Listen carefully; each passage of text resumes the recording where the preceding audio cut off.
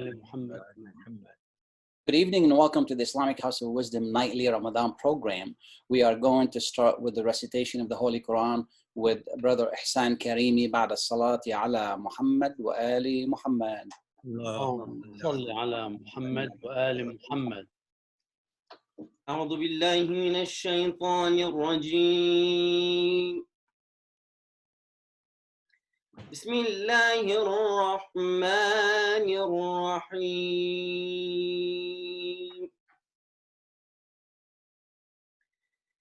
يا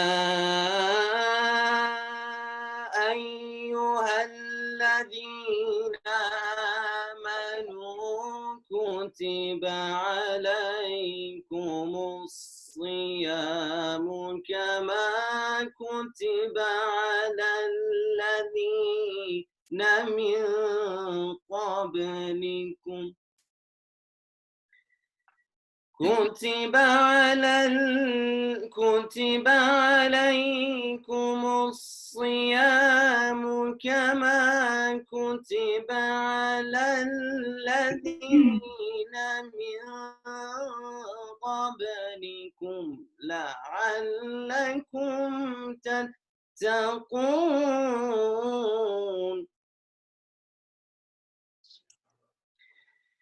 أياما معدودات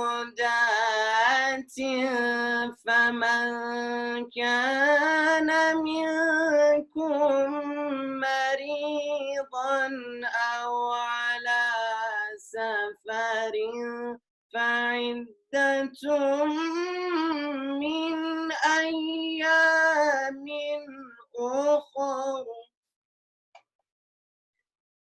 وعلى الذين يطيقونه فدية طعام مسكين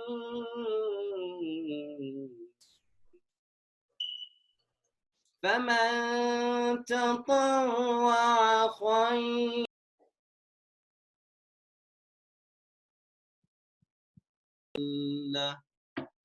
وأن تصوموا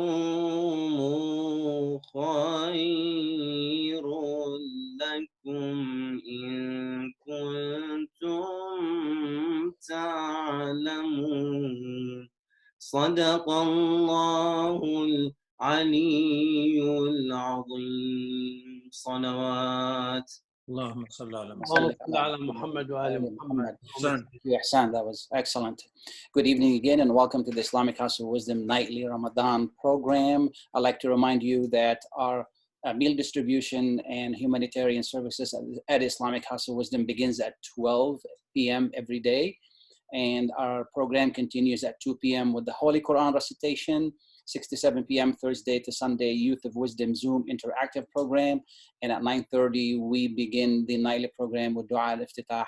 And at 10 o'clock, we begin the program with Imam Ilahi and a guest. And now we're going to continue with the reflection on faith with Imam Ilahi بعد الصلوات على محمد وآل محمد.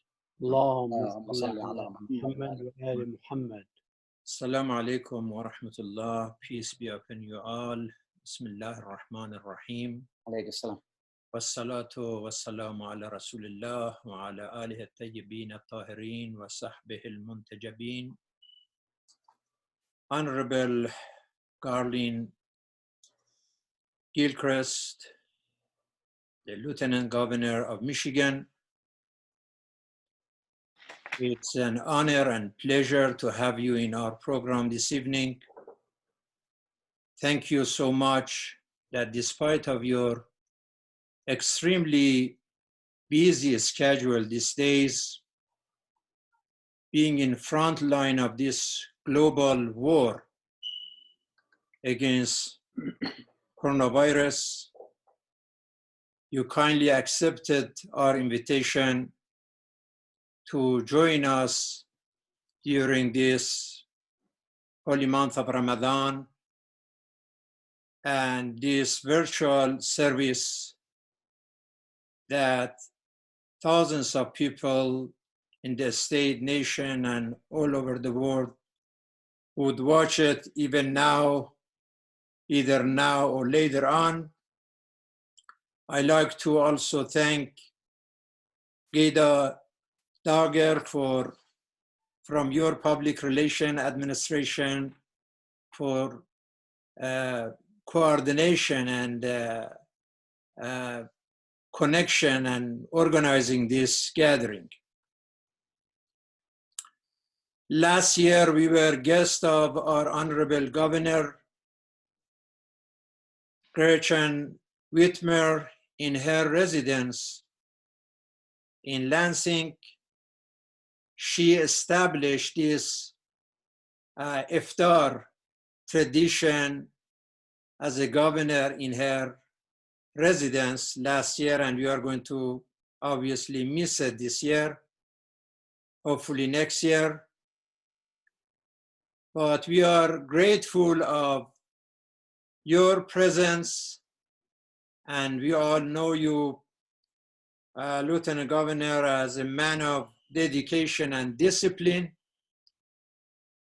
man of intellect and integrity, man of science and service, coming from a faithful and hardworking family, man of faith and values. We never thought that it's going to be a month of Ramadan while all the mosques in the United States and everywhere in the world are closed during this month. As never thought that there would be a Passover and no prayer in synagogue, or there would be an Easter and no congregation in any church. We never thought that there's going to be a situation that in 3 months, more Americans died because of this disease than those who died or lost their lives during 20 years of war in Vietnam. Obviously, this is a very serious testing time, very difficult and dangerous days for our nation and all nations. And the holy month of Ramadan is a season of reflection, revelation, prayer, and patience. And tonight is the night of Friday that in our Islamic tradition is a blessing night and a night of prayer. So season of prayer and night of prayer. وَإِذَا سَأَلَكَ عِبَادِي عَنِّي فَإِنِّي قَرِيبٌ أُجِيبُ دَعْوَةَ الدَّاعِ إِذَا دَعَانِ. When they ask you, O Prophet, where is God? Tell them that I'm very close to you. أُدْعُونِي أَسْتَجِبْ لَكُمْ. You just call me and I'm there to answer you right away. يا عبادي الذين أسرفوا على أنفسهم لا تقنطوا من رحمة الله. Never lose your hope and your trust in blessing, mercy, and forgiveness of your Lord. He is خير الغافرين. He is خير الراحمين, the most compassionate, the most merciful. We pray during this holy month of Ramadan for all those who suffer from this sickness, from being targeted by this vicious virus in our state, in our country, and anywhere in the world. We pray for protection of the doctors and nurses and first responders. And we believe in the power of prayer, protection of prayer, and purpose of prayer. Obviously, prayer is not a replacement for other responsibilities that we have as a nation. And this responsibility is for every citizen and every individual in our nation. It is not only the governor and lieutenant governor, but every person in this country should be a soldier. And not only in this country, the global community, everyone be a soldier to fight for safety of humanity against this virus. Based on the Quranic teachings, responsibility is the definition of humanity. Inna sam'a wal basara wal fu'ad kullu ulaika kana anhu mas'ula. And our Prophet, peace be upon him, said, kullukum ra'in wa kullukum mas'ulun an rayyatih. That means that everyone should live a life of a shepherd and not like a sheep. فَمَنْ يَعْمَلْ مِثْقَالَ ذَرَّةٍ خَيْرًا يَرَهُ. Everything is under accountability, under observation, and God is watching us.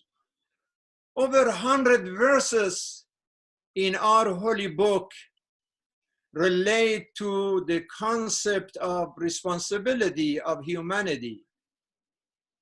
And that is the price that we as humans must pay for the gifts, for the grace and blessings of our Creator, who bless us with revelation, with rationality, with willpower, and with freedom. That is why He made us responsible. And He told us that those with more authority, they are more accountable and they are more responsible. The prophets, the popes, the president, the people of power are more responsible, obviously, than peasants in the farms. And this is why the intention, the expressions, and the actions of our leaders mean a lot. When they talk, when they express themselves, everyone is responsible. We all, that God gave us this tongue to be a tool of expression of our honest intention. He wanted our tongues to be tool of tranquility, peace, and healing. He never wanted the human tongue to be a tool of torture and bothering and terrorizing other people. So when I read the Governor Whitmer tweet a while ago, that she said, my name is Gretchen Whitmer, and that governor is me. I have asked repeatedly and respectfully for help. This language of logic, a language of a good leadership, impressed me a lot. And this is why that the lady of our state is rising as a new star all over this nation, because language matters. So by saying that woman in Michigan, the president did not make himself bigger and did not make our governor smaller. I was even more shocked and surprised of that very unimaginable, unbelievable order from the president when he said, liberate Michigan, liberate Virginia. and that unfortunately followed with the illegal acts by some armed protesters. I believe that in order for all of us as a nation to win this serious and deadly war, to defeat this enemy, to defeat this plague that paralyzed the international community all over the world, we need to be more united. The best weapon to win this war is unity, is cooperation, is compassion, is empathy and understanding.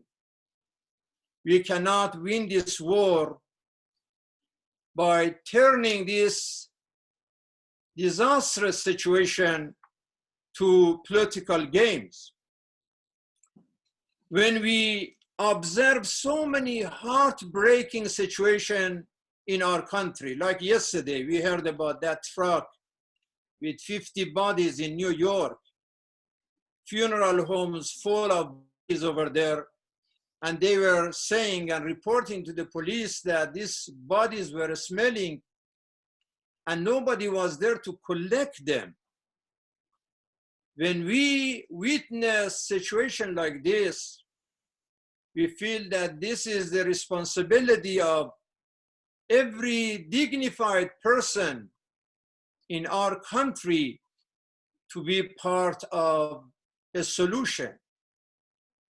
Let us learn a lesson from this vicious enemy, coronavirus. An enemy that even the TR aircraft carrier with 4,800 sailors, a ship that cost our country almost $5 billion and carries hundreds of fighters and atomic bomb. All those mighty missiles were helpless dealing with one microbe. What kind of lesson we may learn from this crisis? The call of coronavirus may remind us the message of late Martin Luther King when he spoke about radical revolution of values. And my understanding of Luther King is that revolution in values means that we decide to replace hatred with love, hypocrisy with honesty, arrogance with empathy, greed with generosity, racism with respect, bigotry with brotherhood, revenge with reconciliation, warmongering with peacemaking, ignorance with education, and a spiritual Alzheimer with awakening. The first sentence that I heard from Your Honor, Lieutenant Governor, when you started this job, you said two words, that this administration is about to listen and to respond. And then the first sentence that we heard from the governor in the very beginning, she talked about let's get back and build bridges. This is really what we need while we are going through this global war and this painful pandemic.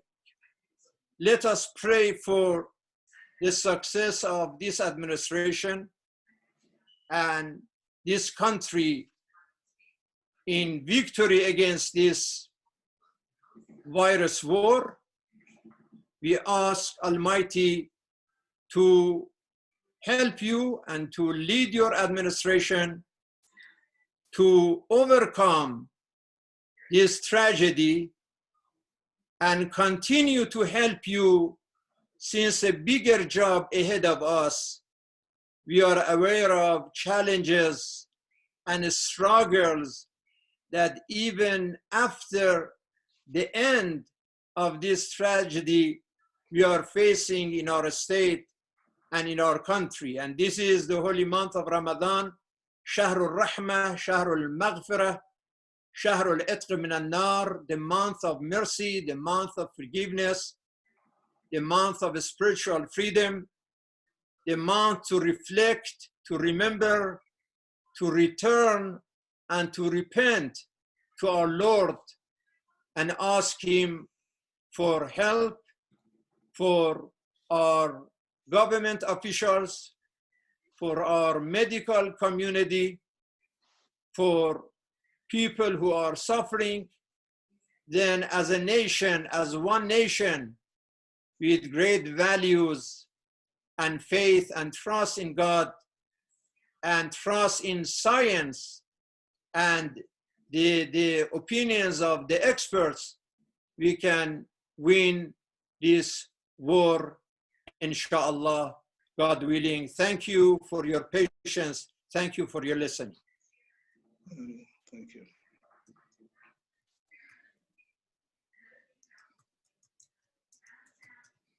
Haj Khalil, I think you're on mute. Once again, I'd like to welcome you and welcome the Lieutenant Governor. Lieutenant Governor Garlin Gilchrist worked for Microsoft for 4 years as a software engineer, worked as a community organizer and director of new media for the Center for Community Change, worked for MoveOn.org in Washington, D.C. as a national campaign director, worked for the city of Detroit as Director of Innovation and Emerging Technology. He served as founding executive director of the Center for Social Media Responsibilities within the University of Michigan School of Information from the University of Michigan Detroit Center. And he is today the Lieutenant Governor of Michigan. Welcome, and thank you so much for being with us.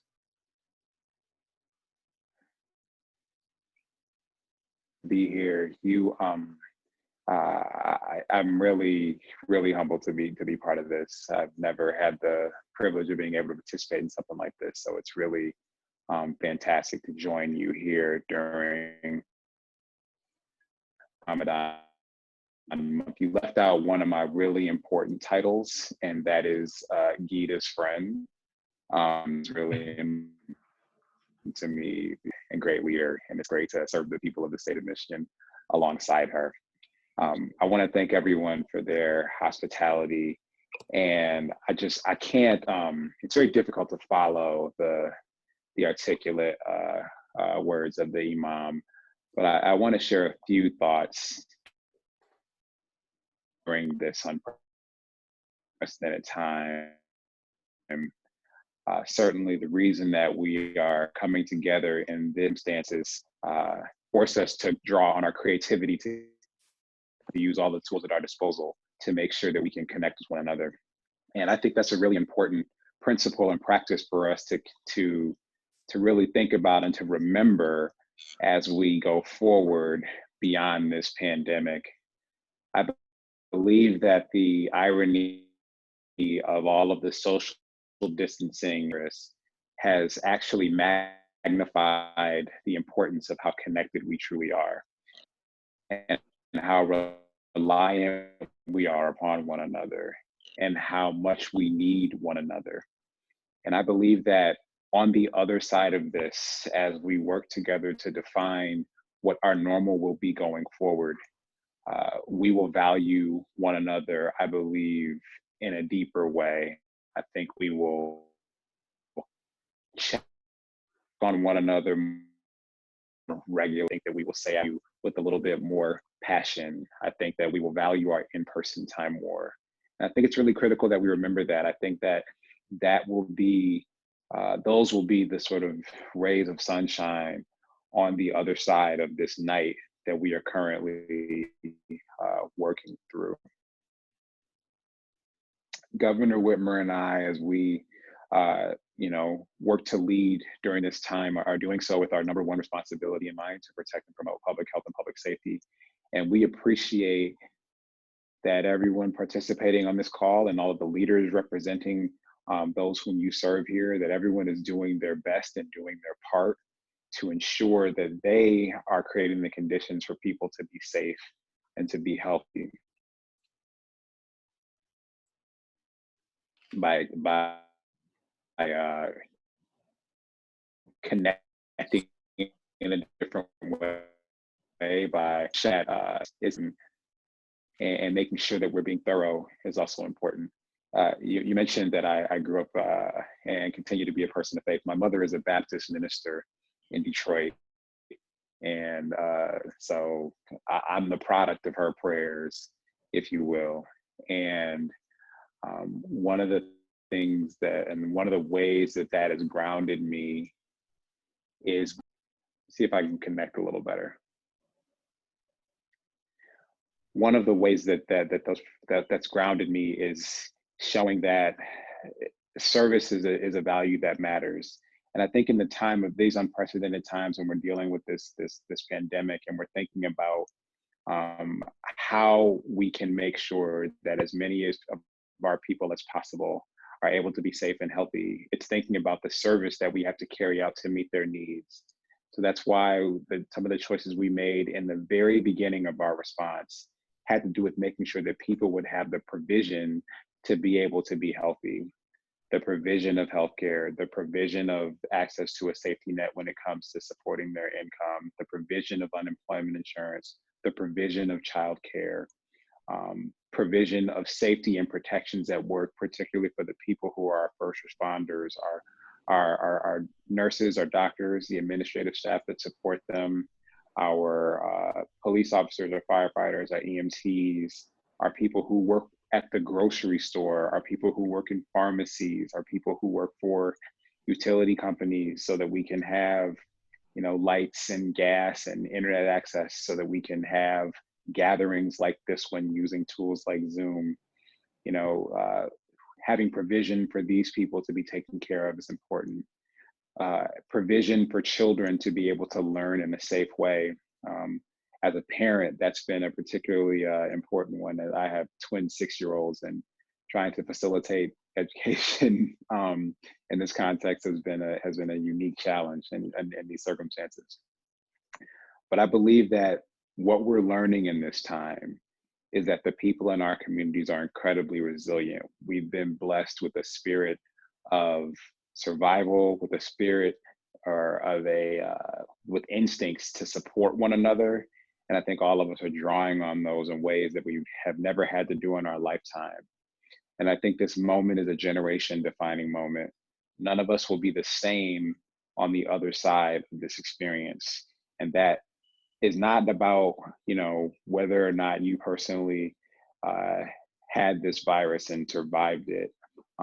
It's not even about whether or not it came and visited your family directly, but it is about how you found the role that you needed to play for our community to survive. And I think all of us are looking, or will be discovering, what that role is and how it will look different for each one of us. But know this, that we all do have a role to play in this. And that as we discover and carry out those roles, our communities will be stronger for it. We will survive and thrive in a deeper way because of it. And I would just encourage everyone to look within themselves, and through prayer, through reflection during this month of Ramadan, that we all may think about how we can play a bigger and better role, and a role that matches our skills and what we bring to the table, to be able to ensure that we as a community can get through this. Our communities are so connected and reliant upon one another. That is the fabric woven together that makes the state of Michigan such a beautiful place, a place that we're all proud to call home, and a place that we're proud to be from, and a place that we will work together to protect our people and to protect our communities and our families. So I really appreciate, again, the opportunity to be here during this time and during this important month of reflection. This is certainly a time where I'm trying to practice as much self-reflection as I can to ensure that the choices that I'm making and the actions that we are taking are as conscientious as possible. And I believe that I can serve better because of conscientious leaders like you who are praying for the entire state of Michigan. So thank you for allowing me to be here with you tonight. Absolutely. We thank you for taking the time, and we thank Rita for making the arrangements and helping. Welcome, Rita, and thank you so much for being with us. We have a wonderful panel of community leaders, and we're going to start with Haji Nawal Hamadi, CEO and President of the Hamadi Education. Good evening, Haji Nawal. Please tell us a little bit about you and one question for the Lieutenant Governor. Good evening. Thank you, Khalil. It's such a great honor to be to join you. Thank you, Imam Elahi, for the opportunity to be with such an honorable group. We have instrumental leaders within the community. I'd like to say that I'm truly honored to join, especially the 64th Lieutenant Governor, and he is the first African American to serve as a Lieutenant Governor in the state of Michigan. So this is really very honorable. I want to say Ramadan Mubarak to everybody. Ramadan Mubarak to the community. Inshallah, this will be a blessed month, and inshallah, this coronavirus will disappear out of our lives with lots of prayers and lots of hard work. So, inshallah. My name is Nawal Hamadi, like it was said, and I'm the president and superintendent of Hamadi Educational Services that was founded 23 years ago. And Hamadi Educational Services is an educational service provider to highly distinguished charter schools, and that is Star International Academy, Universal Academy, Universal Learning Academy, and Noor International Academy. 4 public schools in the Metro Detroit area serving approximately 3,300 students with about 400 staff members. So we understand what's going on. We go through the whole ordeal with how to deal with students. We started preparing for the virtual learning much earlier before the case hit Michigan. So we can talk about that later on, but I do have a few questions and I can't wait to ask the questions later. Welcome aboard and thank you for having me. You're gonna wait for later to ask the question? Yes, I don't know, it's up to you. I can ask. If you'd like to ask a question now, go ahead, please. Okay. Yeah, I'm happy to answer, yeah.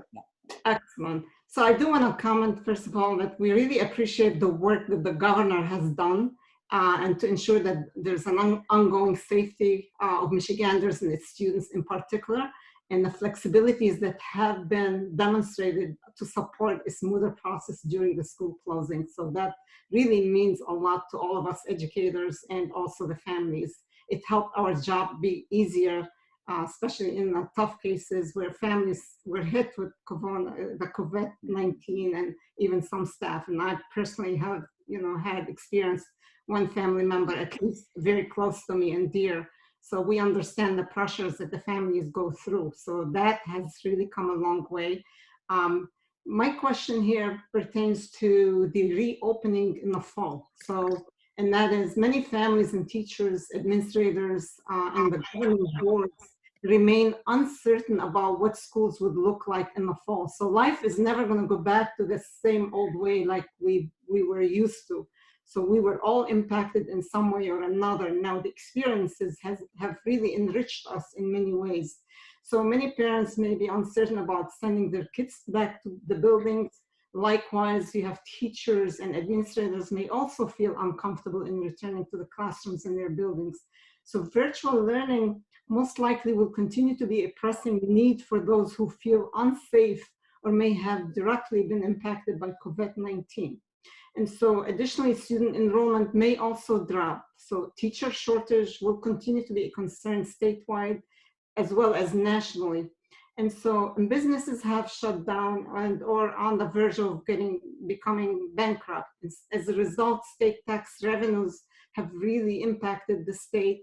And with all that in mind, the question that I have is threefold, but you can answer them in stages if you like, but I'll throw them at you if you don't mind. So since safety is always the #1 focus for all of us, I'd like to know first if the state plans to continue to provide some flexibilities and allow more educational options to be offered, such as the continuation of virtual learning. Incidentally, this will also alleviate the concerns with the teacher shortage. So this is one. The second one, which is a big one, with the state being awarded $89 million of federal funding to provide emergency aid to K-12 and colleges that were impacted by COVID-19, what does the governor plan to use this funding on? Will the charter schools receive equitable share?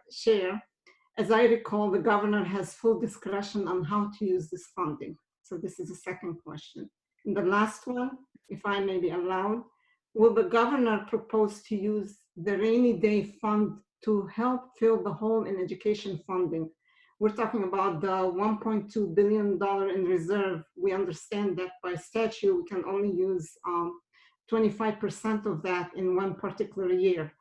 Given the tax revenue has really gone down, what funding relief plans does the governor have for the K-12 education?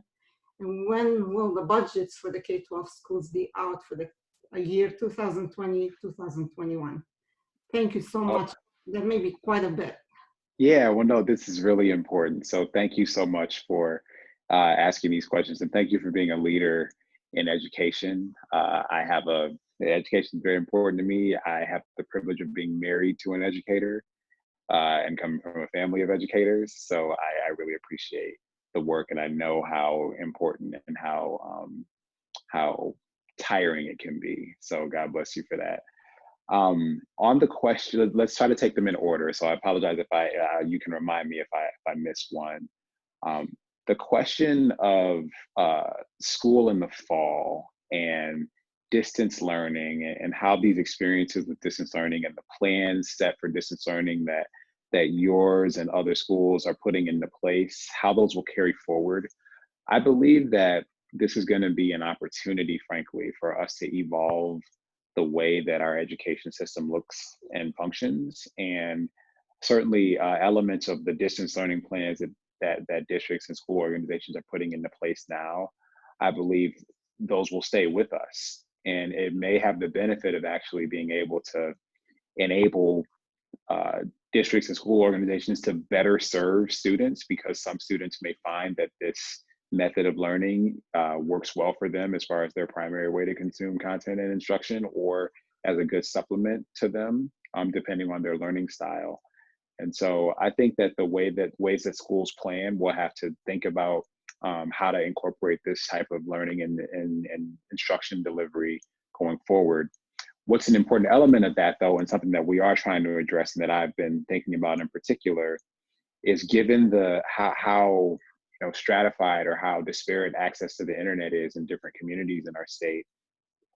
In order to really truly have distance learning be possible, kids have to have access to the internet at home. They have to have internet-enabled devices at home. The connections have to be robust enough at home. And so we've been working really in a lot of ways with whether it's with partners in the private sector and philanthropy, as well as through the procurement process at the state level, to try to secure and procure devices and internet hotspots for kids to be able to have access to the internet so that they can learn at a distance. And I think that's going to be something important. It's important to me as a technologist, you heard in my bio, doing things to make sure that everyone in Michigan can connect to the internet is very important, and making sure that we all can participate in today's and tomorrow's economy and media and experience of the world. And so I think that's going to be an important part of education going forward, to have that be a floor that everyone can access the internet.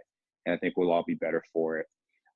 Related to one of your other questions, when talking about the federal funding that has come down as part of the coronavirus response packages from the feds, one, there has been a great deal of flexibility actually from the Department of Education, talking about how title funds can be spent and enabling those funds to be spent on things like securing devices, internet hotspots, as well as professional development for educators who are learning how to facilitate learning at a distance for the first times in their careers, or maybe for the first time in a long time. So we certainly want to enable that flexibility.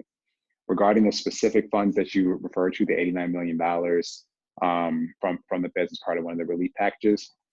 So we're determining what the best plans for those funds will be. Some of this is, again, looking at how we can facilitate or enable the infrastructure to support learning at a distance. for children during this time and how that infrastructure can be carried forward.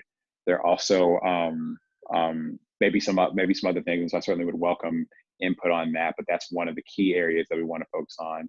And yes, we are, as you've seen with the education action that we've taken in the context of the pandemic, we have not treated schools differently depending on how they are organized. Whether it was a public charter school, a traditional public school, a private or parochial school, we've treated those schools, I think, in the same way, and so enabled them to work and be able to do what they need to do regardless of how they're structured or organized. And then your last question was related, had two pieces. One was related to the use of the rainy day fund. And then the second was about the budget for education. Let me speak to the budget first. This is going to be a tough budget year. And you talked about some of the reasons why this is going to be tough. The state is just having less revenue. And really a key way that we're working to respond to that is by advocating to the federal government for a significant amount of relief. The federal government has the power to be able to deliver to state and local governments monies to make states like ours whole in terms of our pandemic response, because we've had to spend a tremendous amount of resources at the state level in terms of human services costs, healthcare, other things to be able to respond to this pandemic. And so we're advocating fiercely at the federal level for that. As far as, what the use of the rainy day fund or anything like that, I think all options are on the table. We haven't made a choice on that as of yet because we don't yet know exactly what our budget impact is going to be. We have a revenue estimating conference that takes place in May that'll help us have a sense of what we're working with for this fiscal year and projections for next fiscal year. And once we have that number, then we'll be able to look at what our tools are.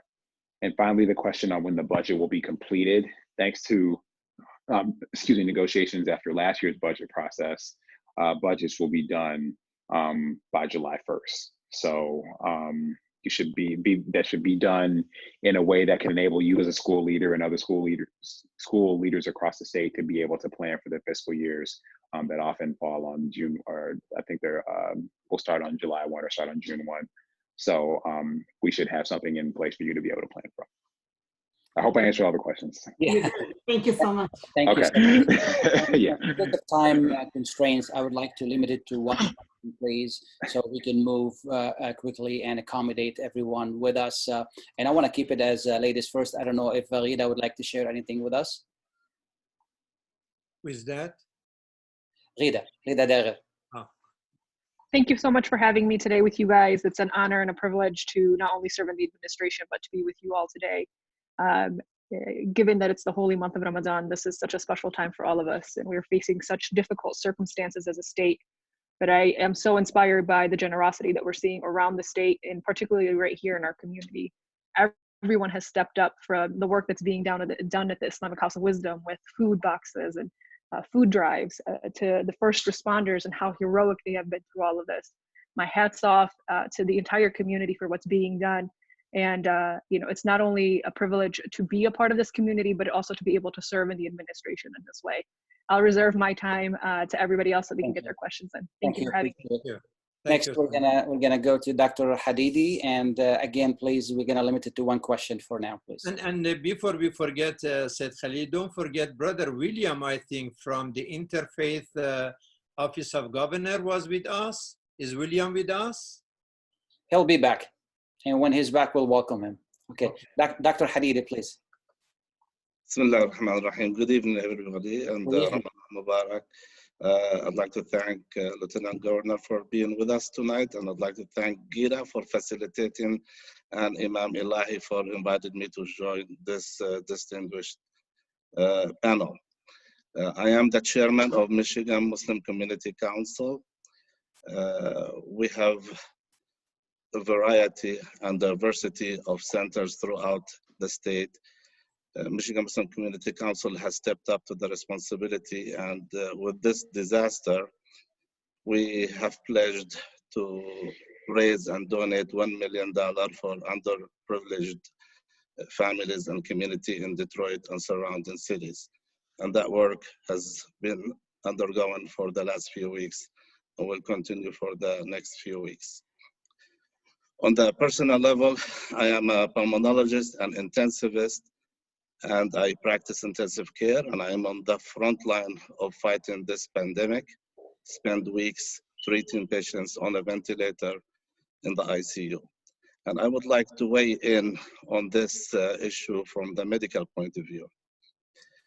Realistically, we do not think that this coronavirus is gonna pack and leave anytime in the next few days or few weeks. So we have to adapt and adjust on how to fight it, use our resources, and best win this battle. I have to say that I really admire all the efforts that have been done by the governor and the healthcare department. And I really salute you for chairing the task force that has been assigned to deal with the disaster in Detroit. We need your help in this situation because our heart break to see the situation developing in Detroit with the high mortality rate and high casualty rate, especially among the African American and the vulnerable. Despite all the good efforts that have been done, I think I am a little bit disappointed because there has been a lost opportunity that we could have done better as far as isolating the cases and targeting quarantine for those infected. It is better late than never. Now, most of the hospitals are full with 50% of COVID positive cases.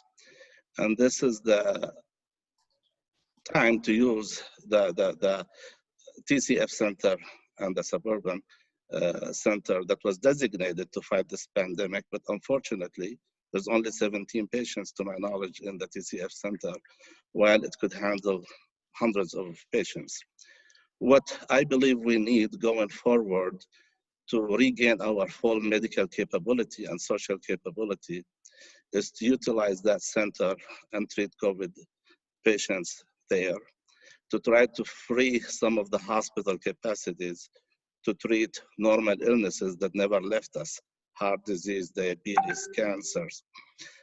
Nobody is daring to go near the hospital this time because chances if you go in COVID negative, you will leave COVID positive for more than 25–50%. I wish and hope that your leadership could designate COVID-free facilities that people who are not infected, and there are hundreds of thousands and millions of them, that could go to without fear of contracting the virus. At the same time, designated hospitals or centers like the TCF as COVID treatment centers, staffed by the best doctors, best PPE, best assistant staffs, nurses, respiratory therapists, to treat COVID patients with dignity and respect, to get better outcome on this treatment. Our mortality rate need to decrease. It's not gonna decrease by itself if we keep doing what we're doing. We really need to focus, gain more expertise on handling these patients, and try to, instead of deregulate, regulate some of the medical aspects of dealing with this crisis going forward. So I hope that we will see in the near future, and if that is in the plan, COVID-free facilities or COVID-free institutions and COVID-designated institutions, so our treatment is focused and we spare the public from contamination. If that is in the works, and if not, I really would like a follow-up discussion in the near future, if your time allow, to discuss it further.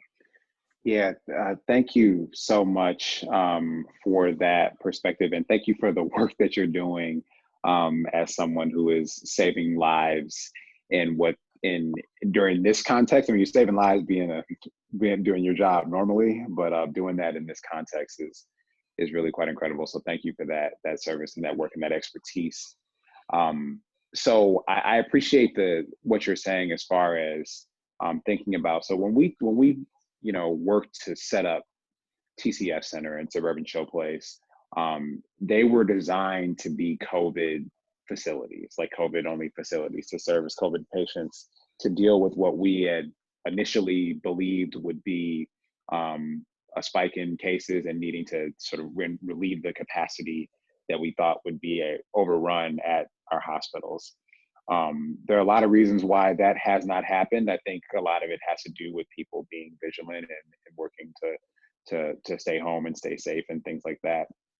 So we are in conversation about how do we utilize those facilities given that we still have access to them. So I certainly take your suggestion. We'll take it back, take it seriously, and we should have a follow-up to talk about some more of the details on that. You know, this question of isolation is something that's really important to me, and I want to come back to that. I want to tell folks just you mentioned the task force, and I want to talk about that for a second. The Michigan Coronavirus Task Force on Racial Disparities, of which I am the chair, is seeking to respond to the fact that the mortality rate for COVID-19 has been much higher for people of color than it has been for white people. And so the reasons for that are many. And we're trying to look into the actions that we can take right now in the midst of the pandemic to reduce the disproportionately high risk of exposure and infection from communities of color, as well as the mortality rate. And part of that is this question of isolation. Many people in our community, it's very difficult for them to isolate, maybe because you're a first responder. And I want to say that I was one of the most inspiring things that I've seen in the midst of this pandemic is the First Responder Isolation Center in Dearborn, where you have the drive-up testing and then the ability to isolate if you test positive. But also if people who are struggling with poverty, fighting with poverty, it's difficult to isolate when you have a home that has one bathroom or doesn't have separate bedrooms and things like that, and you can't isolate safely from those in your household. Or if you are housing insecure, if you are a frontline worker, these kinds of things. And so one of the things we're working on in the task force is how can we make it easier for people for whom isolation is difficult to be able to isolate so that they do not unwittingly or unavoidably infect people who are in their household or in their lives because they can't safely and sustainably isolate for long enough should they test positive. So that's something that's really important to me. I think the other piece that intersects with the task force work is just making sure that we can adequately test on two levels. One, to make sure that we can test in the right way, in the right randomized way to actually understand the spread in our communities. And then two, that once people are tested, and especially focusing on testing vulnerable populations, again, people who are housing insecure, people who live in congregate care facilities or skilled nursing facilities or nursing homes, people who are incarcerated, by testing those folks and then enabling them to isolate and then working with them to find out those they may have come into contact with and may have potentially spread the virus to so they can be tested. This is ultimately how we're going to get ahead of this, I believe. So that's my understanding of it, not being a doctor. So I certainly would benefit from follow-up conversations with our team about how to get a real expert's opinion on these things, because this is an all hands on deck moment. This is an all ideas on the table moment. And I believe that we can, in the short term, I think we can have an impact on the disparities present in this pandemic. And I think another that I'll just leave you with is we also want to think about how the interventions that we decide to take up, how they can impact the longer term disparities that have been present in our communities for a long time. And one of them is the fact that a lot of people of color, and I'll speak for a lot of people in the Black community, may not have health insurance or may not have a primary care physician, or there just might not be a doctor that's in their neighborhood or something. And so a lot of people will be coming into contact with a doctor for the first time, or for the first time in a long time, in the context of their bouts with COVID-19. And so we want to work to make sure we can connect those individuals to a doctor long term. That will enable them to build a relationship, to be able to work together with a professional to come up with a preventative health plan, to be able to help them manage a chronic condition if they have one, like asthma or diabetes or hypertension, these things that have proven to be quite deadly when mixed with coronavirus. But if we can connect people to care, to insurance, to doctors, we believe that that'll help people better manage their health long term and deal with those long term health disparities. Thank you. We go to Dr. Ned Fawaz. Second, please. Welcome, Dr. Fawaz. Hello, everyone. My name is Ned Fawaz. I am the president and the CEO of Energy International Corporation, a company that does international sales and engineering. We have a couple of manufacturing facilities, and we have offices in the Middle East as well as the United States. Our office has been closed for approximately 2 months now, and hopefully that we can survive this in the near future. We was kind of surprised that the governor extended the emergency status till end of May, even though other states and other cities are opening up more for businesses. Businesses are really suffering. And being also the president of the Lebanese International Business Council, a lot of our community members and businesses are suffering because of the coronavirus situation. We need to help them. The government help has not reached the small business person. It has reached the major businesses, and that should be taken care of. The state should look at this and take care of the businesses, how small business can help itself, and how the state can help them. This is very important because when you apply, whenever people apply, they say, hey, the funds are gone, and it's going to big businesses, and the little business like you see in Dearborn, Dearborn Heights, Livonia, and through the states are suffering, and they're practically closed. You'll see that so many businesses will be out of business. They will file for bankruptcy, but we need to find a solution before they go into that. That's important. Also, I want to mention that faith-based organization such as churches and mosques and maybe synagogue as well, they're suffering as well. And I hope the governor has some plans for this faith-based organization, if any way they can get grants or loans or anything to continue to survive. This is very important for the community, because that's where we all work with our organization, our religious organization. I want to thank you, Governor, Lieutenant Governor. I want to thank the governor for the work that you're doing. And I want to thank the governor for getting our community involved by appointing various important position, good people that you have selected and appointing them to a very good position. And that shows that we're all working together for the states. This is very, very important. And please tell the governor that we really appreciate what she's doing. We hope that we can work with you, work with the governor, for Michigan. And I want to thank Imam Ilahi for putting this together, and thank you, appreciate it.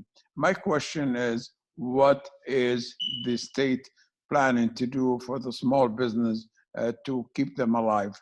Thank you. Thank you. Well, we have a flashlight. Thank you, Dr. Nefawaz. Lieutenant Governor, I believe you're on mute. We can't hear you. Oh, I'm sorry. I was just saying thank you, doctor, and it's always good to talk to another engineer. So on this question of small business, this is something that's really important to me, and has been one of the things I've been focusing on as part of our state response.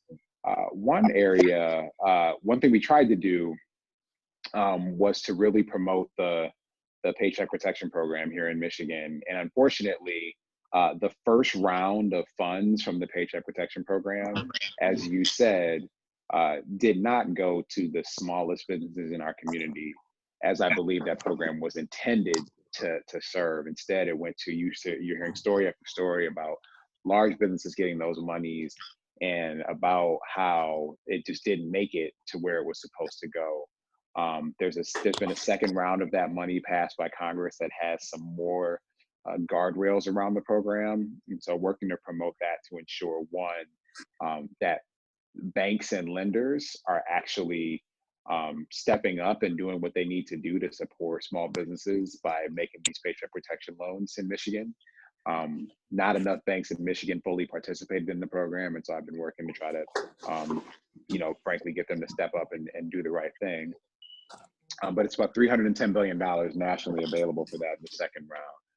On the state level, through the Michigan Economic Development Corporation, we tried to do two main things.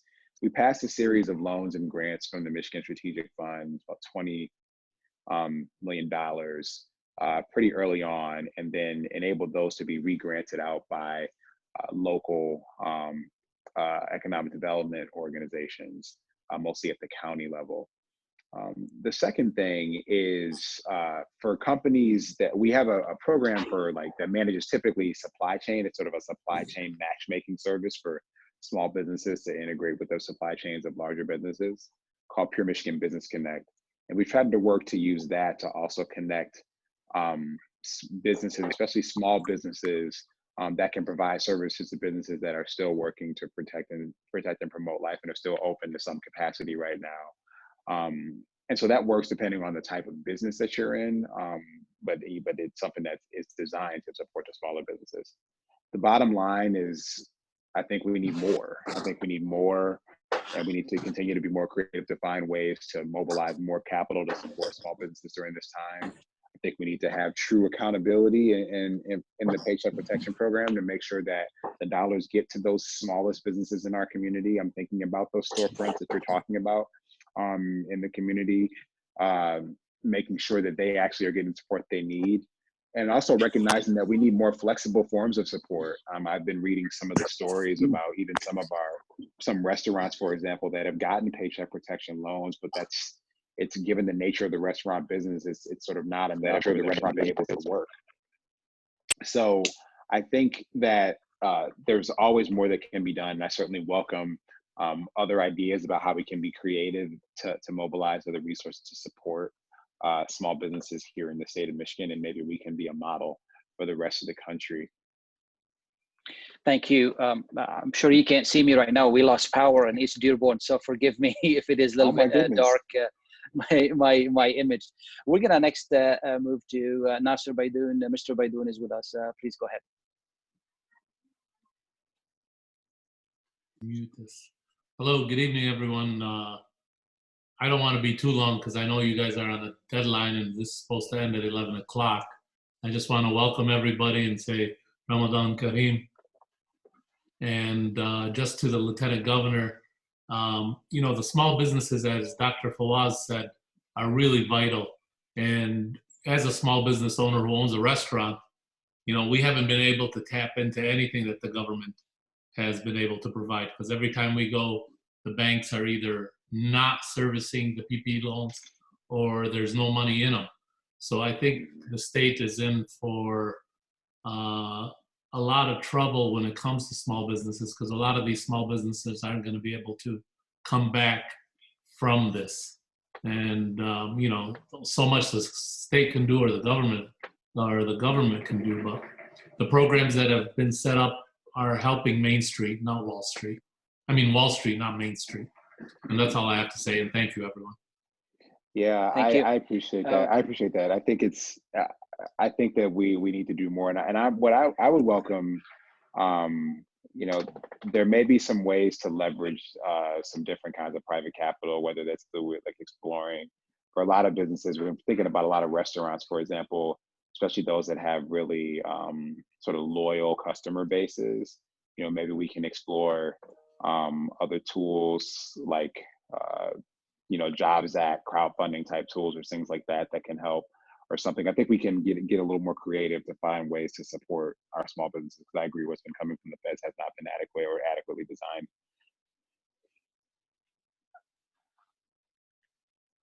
Very good. Yes, we will move to Dr. Ajour next, please. Dr. Muhammad Ajour. Assalamu alaikum. My name is Muhammad Ajour. I'm thankful for Imam Malahi inviting me to this panel meeting. and welcome to the Lieutenant Governor. That's the first time when I interact with him. I'm one of the founders of the House of Wisdom, and I'm the first chairman of the House of Wisdom. That's something I'm always proud of. I'm a cardiologist in profession. I'm the founder and president of Cardiovascular Institute of Michigan. We have two offices where we serve the community in the East Side mainly. And we have about 30 employees. And I can proudly tell you that we have not let anybody go. We have cut down some of the hours, but we're really working hard to keep everybody. I know they need their insurances and they need to pay their bills. And as a team, we are 6 cardiologists. We're working hard to keep everybody in place. I'm a frontliner. I take care of the cardiac patients with the COVID-19 in the ICU and out of the ICU. I do have a suggestion before I have a request first before I have my question. The hospitals are getting less and less COVID-19. They are becoming empty and they are a little bit cleaner. What I'm seeing is the complication of the diseases, not the disease itself. My friend who is a vascular surgeon, he have said that he have done more amputation than bypasses in the last month because people are waiting too long to come and take care of their vascular system. We're not seeing the heart attack, we're seeing the complication of the heart attack. A friend of mine who is a surgeon had a patient with appendicitis, and rather than be a simple procedure, he waited so long, it ruptured, became abdominal problem, and have a major surgery. My request for you, and to pass it to the governor, that in the media and the daily briefing, encourage the patient to go to the hospital. The hospital is cleaner. I echo what Dr. Hadidi said, hopefully we'll have a separate center, but till we have that, I do not want the patients to suffer. Just let them know that we will take care of them. We will separate them from the COVID-19 and we can deal with their diseases and we bring it back to report. That's, I have seen a lot of complications unnecessary. I have a request. I was reading about the fund that you have of the Frontier program. I think that's a great program, and I can see how much the nurses are suffering and the staff, and that's a great thing to help them. I do have a suggestion. Maybe not all of them want to go to school. Maybe you can make it a fund, and maybe you can reward them with some financial aid or money that toward the end if they don't want to go to school. And maybe you want to let people donate into that fund. I think the state gonna be struggling to pay for this, and now knowing the taxes are gonna be down, and maybe you can get GM and Ford, and I know with your background, maybe you can get Mr. Gates to help us a little bit, but you have worked for Microsoft, and with that we can go. My question is very simple. I've been deprived from being in the center and the House of Wisdom. My question is, what, Muslims are doing a lot. What else we can do to make your job easier as Muslims and part of this community? I know you're doing a lot, but what we can do, and when you can see the center will, the centers in general, churches and synagogue and the Islamic center will be open, and how would you be able to monitor them to prevent any problems or issues? And again, thank you for being with us. Yeah, thank you. So first off, I really appreciate your suggestion on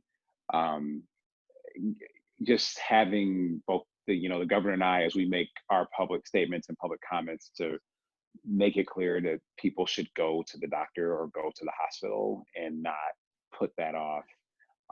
Because it is important. We don't want people to stop managing other forms of health and healthcare because of COVID-19. There are other reasons to be able to go and get services.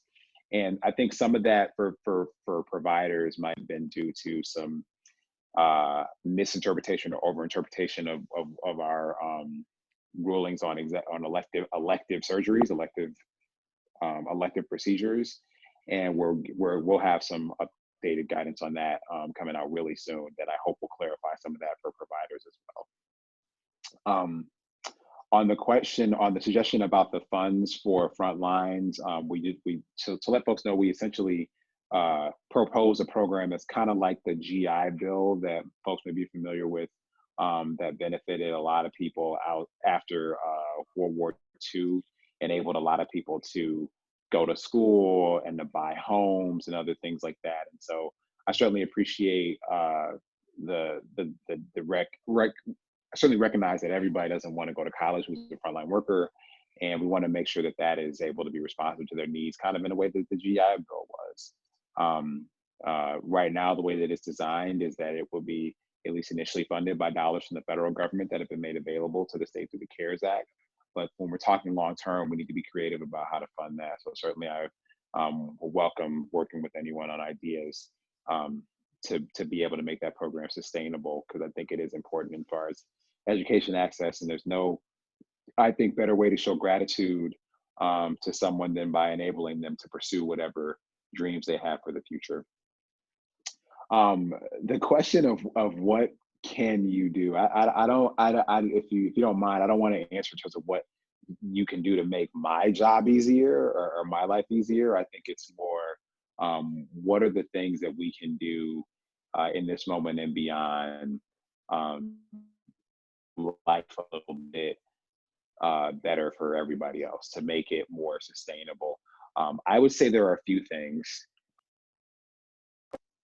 I would say there are a few things that we can do collectively.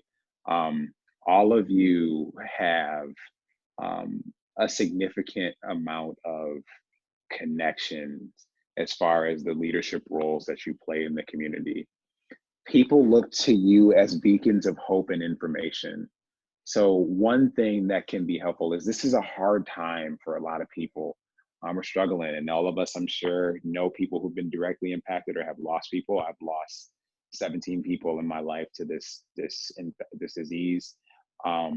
Being a beacon of hope is a really important thing for people. So just making sure that they can see an example in you of someone who is working hard, is working through this, is there for people, is able to lend a listening ear. There are people who are experiencing the types of stresses and strains and emotional challenges that they've never had to face before. And because of the social distancing, they may feel more isolated than they've ever felt. So I think what you can do is, if there's a way to create some sort of network to make sure that in some structured way, people are being checked up on, people are getting called, people are being heard and listened to. I think it's going to be very important for the collective mental and emotional health and well-being of our communities. You know, we are trying, it's a priority for our administration, at least it has been over the longer term, to try to reestablish those kinds of mental and emotional and behavioral health support services from the state that were disinvested in for a generation. We're going to need that now more than ever. We've had some federal resources that we've drawn down for that, but I think that would be really important to make sure that you can help us manage our collective mental, emotional health and well-being. And this is something that matters for people of all ages. I alluded earlier, mentioned earlier that I have 6-year-old twins, 6-year-old twin son and daughter, and a 10-month-old daughter. You know, my 6-year-old daughter asked if we still were going to have Christmas. Like, this 6-year-old girl is really stressed out. And so I think anything that we can do to support our community's collective mental and emotional health is incredibly valuable, because it's from that well-being where our resilience comes.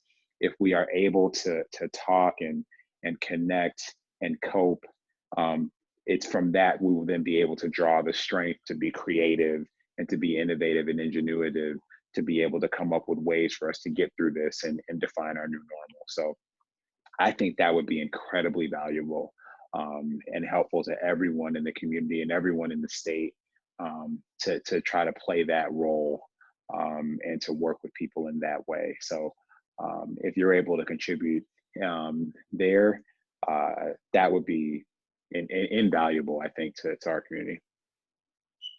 Thank you. Said Khalil. Thank you very much, Lieutenant Lost Governor. electricity, he sounds like. Yes, thank you.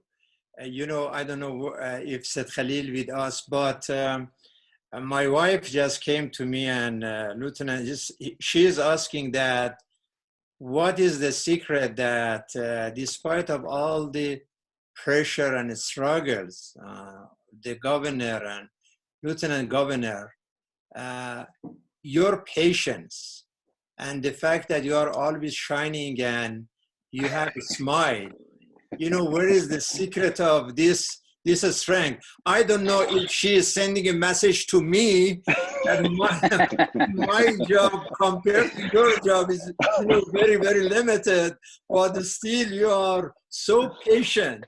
And honestly, we feel solidarity, I feel sympathy that you are and the governor in middle of this heavy, heavy job and not receiving enough help, and but even blame, and somebody consider, oh, we have a big problem over there. I mean, it's really it's a blessing, and we really appreciate that. I received a few questions, and I know that you know, you have to leave, and I know you have some other commitment as well. But one of the questions, and if I don't raise it, they say, oh, Imam, we send you a question and you didn't say it. So I'm not going to forget it forever. So I have to. One is about what if we have the next stage? Are we ready as administration, as the state? If, God forbidden, we have another stage of this virus, and somebody else is asking about the student nurses, that is there any idea that how longer they should interact virtually, or are they going to, any idea when they may go back to a school? And the final about the prison situation, that somebody is saying that, you know, for those prisoners that they are not really heavy case, wasn't it better that, because there are some prisoners in this coronavirus, I mean, the rate is high in some prisons. Wasn't it better if there was, like, for those whose like a file is not that heavy, they are not involved in murdering or crimes, to give them maybe a leave, that they leave the prison for a limited time to support the system, so it's not too much pressure on the state, so much pressure on the prison system, and also for them to be targeted and die. So I'm sure that this is a big discussion in Lansing as well. But if you please can comment on this few cases. Okay, sure. So I'll try to answer all those questions. So the one that I know the least about, and so would have to follow up with you, is the question about nursing school. I'm just less familiar with that. I mean, I think broadly speaking on education, you know, it's going to depend on what we're looking like from a public health perspective, what education is going to look like in the short term for at every level, university level, primary, secondary education, et cetera. When talking about how we can, you know, be equipped should we see a second wave or a second spike, the first thing we need is to be able to monitor that. And that's going to require a significant increase in our testing capacity here in the state of Michigan. We don't have enough testing capacity anywhere in the country. Michigan is no different than the rest of the country in that regard. We're working really hard to increase our testing capacity. We've more than doubled it, and we have more that we're working toward. And we are working to get more testing kits and components for testing kits to enable more testing, more labs online that have higher capacity and more types of testing. So we're working on all of those things because we need adequate testing so that we can understand community spread. The second thing that we need is the ability to do contact tracing. I alluded to that a little earlier in terms of being able to work with a person who's tested positive to understand who they may have come into contact with and potentially spread the virus to, so those people can also be tested. And then the third piece, which I also said earlier, is isolation, enabling someone who has tested positive to safely and sustainably isolate so that they don't spread the virus to another person. With those three things, testing, tracing, and isolation in place, and having a sort of scalable and statewide approach to those three things, that will enable us to think about how we can not only re-engage different parts of our economy and parts of our state, but also how we can know what we need to do to respond should there be a reemergence of the virus in a particular state or across the state of Michigan. So that's the infrastructure that we're working on putting in place right now to respond to that, and hopefully we'll be able to get it in place really, really soon. On this question of prisons, I want to talk about it on two levels. Let me talk about jails first. So for those who may not know, the issue of reforming our jail system has been something that's been a particular focus of mine during my first year in office. I co-chaired a task force on jails and pretrial incarceration. And the purpose of the task force, flatly, was to find ways to safely reduce our jail population. And so we did a study with that very well supported and well-funded study for about 6 months to understand the problem specifically. And we made a series of recommendations related to basically not having people in jail for traffic violations and or technical parole violations, and the fact that half the people who are in jail in Michigan are there and haven't even been on trial yet. So recommending that, frankly, that those folks come home and that we reform our sentencing guidelines and things like that. Well, in the context of this pandemic, people who are in jail or who are going to jail or people who work at jails are uniquely vulnerable to exposure to COVID-19. And then once it gets into the facility, it is able to spread because there's so much person-to-person contact, it's difficult to isolate, all those things. So we took, as an emergency executive order, we took action to, alongside the court system, to basically say that jails, through a partnership with the judges and the sheriffs, need to let people out. They need to treat it as though those jails are overcrowded, which gives the judges more flexibility. And they need to release people from jail who are there pre-trial, who are there on a technical parole violation, who are there on a traffic violation, or who are there for these nonviolent offenses. They need to let people out of jail. And most of the counties across the state have been doing that. When it comes to prisons, we tried to take a similar approach.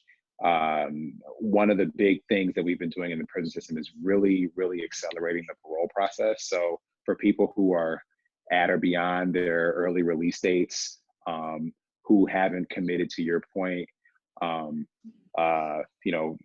or assaultive crimes, we've really accelerated their parole process.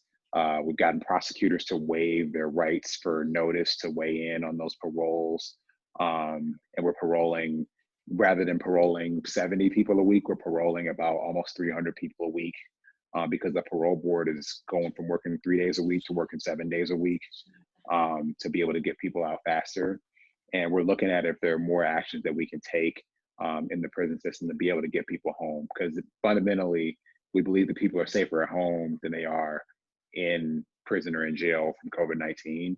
And so for those we're able to move quickly, we're trying to do just that. Thank you very much. I wonder if in this country we have another lieutenant governor to be with the community like 11:30 p.m. God bless you. We appreciate your honor. Brother William, you are with us. You have a comment before we end? Assalamu alaikum, Imam, and to all of those that are on this line. I just want to bring you greetings in this holy month of Ramadan.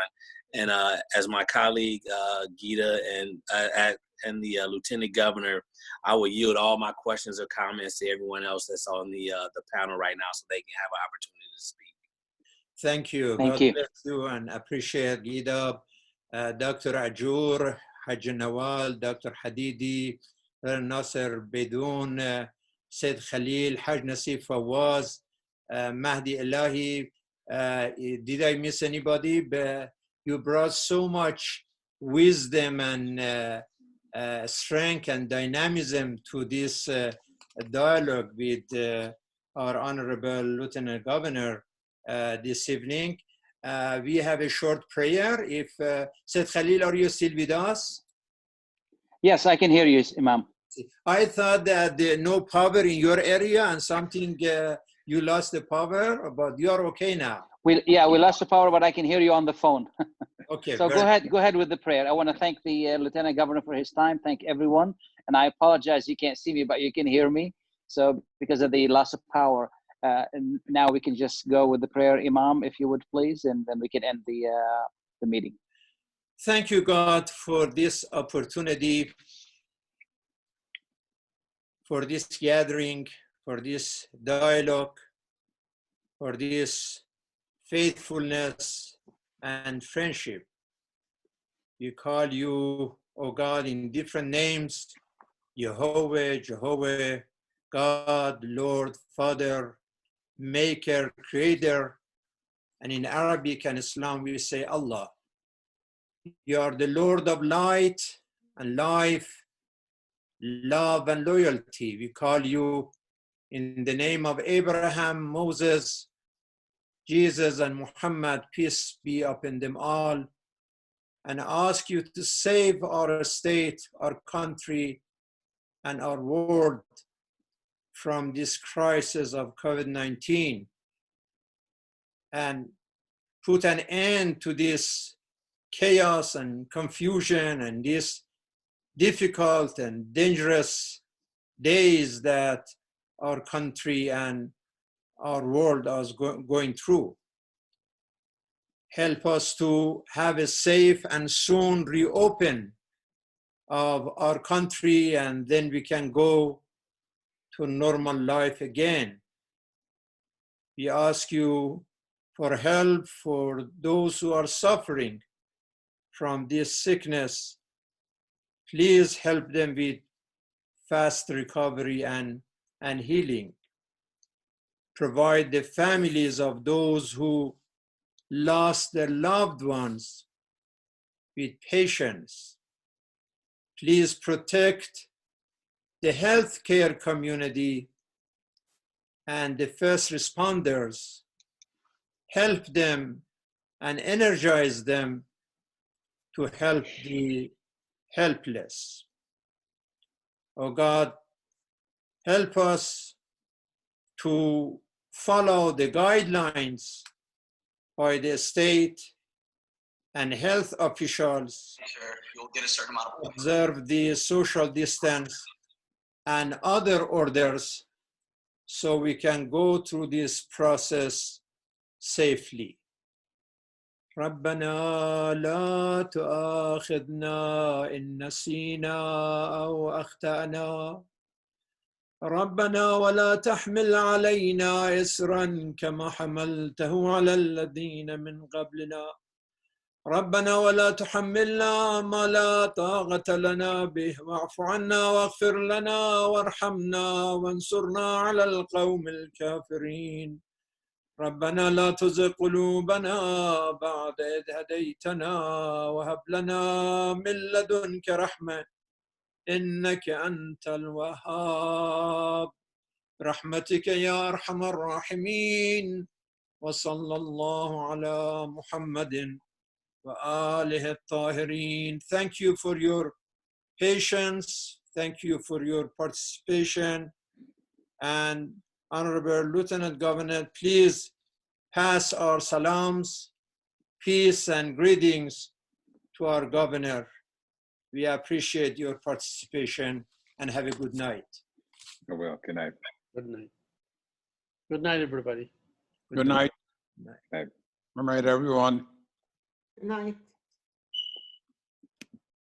Good night, Dr.